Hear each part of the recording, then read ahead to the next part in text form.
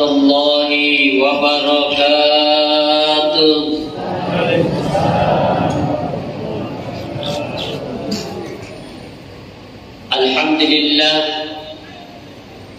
Alhamdulillahilladzi anzalal qur'ana hudan linnas wa bayyinatin minal huda wal furqan. Asyhadu an la ilaha illallah wahdahu la syarika lah wa asyhadu anna Muhammadan abduhu wa rasuluh. Allahumma salli wa sallim wa barik ala sayyidina Muhammad wa ala alihi wa sahbihi ajma'in, amma ba'd. Faqala Allah subhanahu wa ta'ala fil Qur'anil Karim, a'udzu billahi minasy syaithanir rajim. Bismillahirrahmanirrahim. Syahrul Ramadan alladzi unzila fihil Qur'an hudan linnas wa bayyinatin minal huda wal furqan. Al-ayah. Faqala Nabi sallallahu alaihi wasallam, Iqra'il Qur'an fa innahu ya'ti yaumal qiyamah syafi'an li ashabi. Khairukum man ta'allama al-Qur'ana wa 'allama. Khairukum man qara'a al-Qur'ana wa 'amala. Sadaqallahul 'azim wa ballagha rasuluhul karim wa nahnu 'ala dzalika minasy syahidin wasyakirin walhamdulillahi rabbil alamin. Alhamdulillah, hidayah iman hadir di dalam hati kita. Alhamdulillah, sehat walafiat yang ada pada setiap tubuh dan jasad kita dapat kita manfaatkan untuk ibadah kepada Allah Subhanahu wa ta'ala. Alhamdulillah, kekayaan yang Allah limpahkan kepada kita berupa harta benda kita konsumsi dalam bentuk makanan, berupa pakaian, baju, celana, sarung, mukena, songkok, sajadah, dapat kita manfaatkan beribadah kepada Allah Subhanahu wa ta'ala.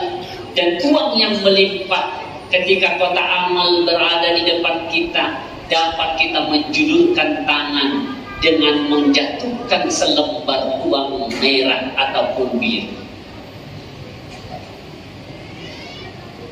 Hadirin jamaah Masjid Besar At-Taubah, para alim ulama, para tuan-tuan guru yang insya Allah dimuliakan Allah Subhanahu wa ta'ala. Berapa banyak kitab, berapa banyak buku, berapa banyak bacaan. Hanya ada satu bacaan, seketika seorang manusia membacanya, Allah secara otomatis langsung memberikan pahala kebajikan.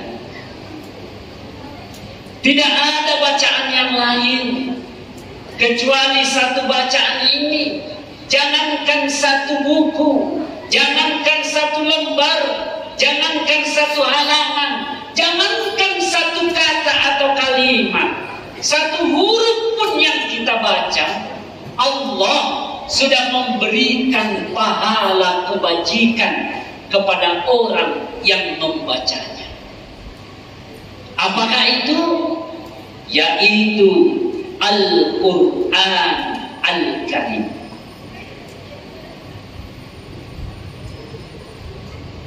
Kalau membaca Quran belum tentu punya pahala. Tapi seketika membaca Al-Quran, di setiap satu huruf kata Nabi, engkau sudah mendapatkan pahala. Begitu istimewanya itu Al-Quran. Dan lebih istimewanya lagi, jika yang membaca Al-Quran itu adalah seorang anak, bukan hanya anaknya yang mendapatkan pahala, ibunya dapat pahala, ayahnya dapat pahala, gurunya dapat pahala,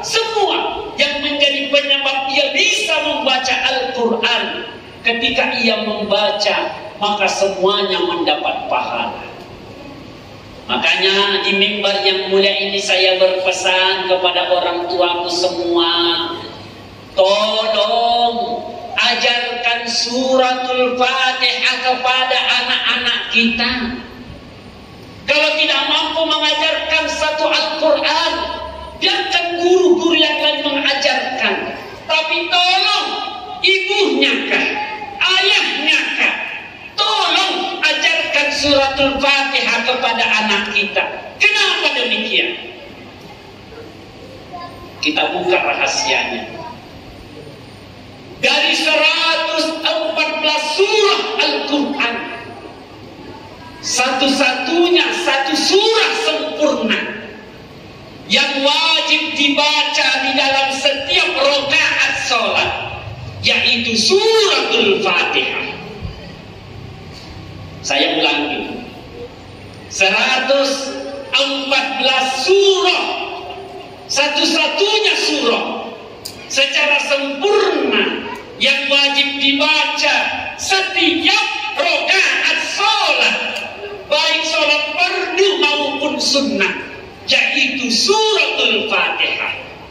Maka seketika suratul Fatihah kita ajarkan kepada anak kita, mungkin 50 tahun akan datang kita meninggal dunia, mungkin 100 tahun akan datang kita sudah meninggal dunia, bahkan 1000 tahun yang akan datang kita sudah meninggal dunia. Tapi anak kita di setiap dia takbir Allahu Akbar, maka dia bacalah Bismillahirrahmanirrahim, Alhamdulillahi Rabbil Alamin, dan seterusnya. Maka seketika itu ibunya, ayahnya juga dapat pahala sama yang didapatkan anaknya ketika membaca suratul Fatihah. Hadirin yang dimuliakan Allah Subhanahu wa Ta'ala, itu dahsyatnya Al-Quran. Kalau ibu baca HP, tadi ketua takmir sudah sampaikan, cekiki cekreke, itu belum tentu pahala, karena mungkin dia ketawa lihat perempuan telanjang di situ, nggak pakai baju. Tapi kalau Al-Quran, itulah sebabnya kakek nenek kita dulu marah kalau kita tidak mengaji. Ini betis saya Pak banyak baunya. Itu gara-gara malas ngaji dulu. Sekarang tidak lagi, karena sudah tua. Itu Guru Murjani, mohon maaf Guru, ini Guru Murjani Tarus nih, belum sepuh. Karena beliau imam di sini. Asbab ibunya, asbab ayahnya, setiap dia imam, pahala suratul Fatihahnya mengalir kepada ibunya, mengalir kepada ayahnya. Berapa puluh tahun sudah Guru Murjani imam? Berapa puluh tahun sudah kita sholat? Siapa yang tidak cinta kepada ibunya? Siapa yang tidak cinta kepada ayahnya? Hanya dengan suratul Fatihah, yakin saya surga tempatnya, karena engkau menghadiahkan suratul Fatihah untuk mereka.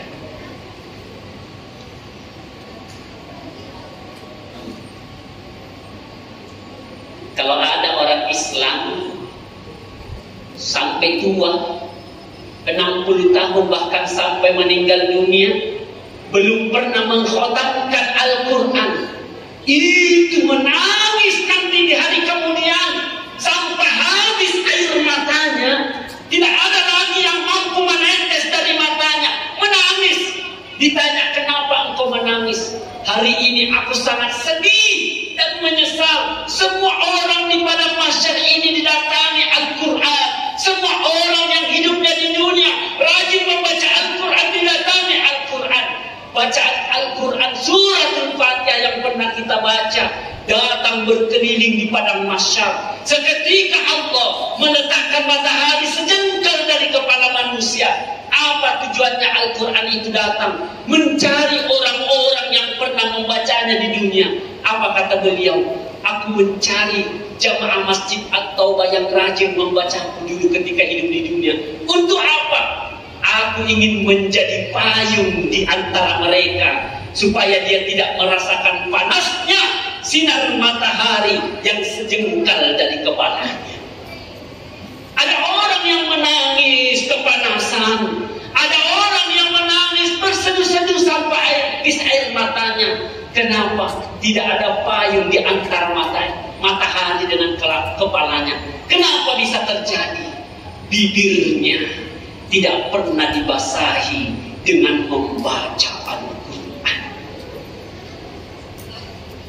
Menyesallah kita hidup di dunia 60 tahun lalu tidak pernah mengkhatamkan itu Al-Quran. Kalau domino setiap malam khatam balak 1 sampai balak 6, termasuk joget. Tapi Al-Quran begadang sampai jam 1. Ada orang Bugis di sini? Ada. Itu ada adatnya orang Bugis. Untung saya orang Sumatera. Kalau ada pengantin, ketua takmir orang Bugis gak ada? Oh wajar, alhamdulillah. Itu kalau ada pengantin, kan ada adatnya cuma paci, beringai, malam sungkeman. Kata orang yang lain itu malam-malam membersihkan dosa. Nah, setelah paci menghabiskan dosa, bikin dosa lagi. Apa itu? Lomba main domino. Sampai jam berapa? Sampai jam 2, jam 3. Setelah itu pulang tidur, nggak ada yang bangun sholat subuh. Padahal kalau dia ngaji dari setelah sholat isya sampai jam 2, Masya Allah, berapa juz itu. Tapi itu Bang, kalau ngaji jangankan 1 juz, 1 halaman baru 5 baris sudah tidur. Karena memang kalau mau cepat tidur, baca Al-Quran. Begitulah pergantungan jin dan setan di mata kita. Bagaimana kita dibuatnya untuk mati. Saya ingin berpanjang lebar, tapi ada hal istimewa yang ingin saya kaji dengan Al-Quran ini. Terkait dengan bahwa Al-Quran itu ma huwa syifa'u wa rahmah. Bahwa Al-Quran itu diturunkan salah satu di antaranya, ia sebagai obat dan sebagai rahmat bagi orang-orang muslim. Tapi insya Allah rahasia ini akan saya keluarkan nanti setelah sholat subuh. Subhanakallahumma wa bihamdik, asyhadu an la ilaha illa anta, astaghfiruka wa atubu ilaik. Wassalamualaikum warahmatullahi wabarakatuh. Waalaikumsalam warahmatullahi wabarakatuh.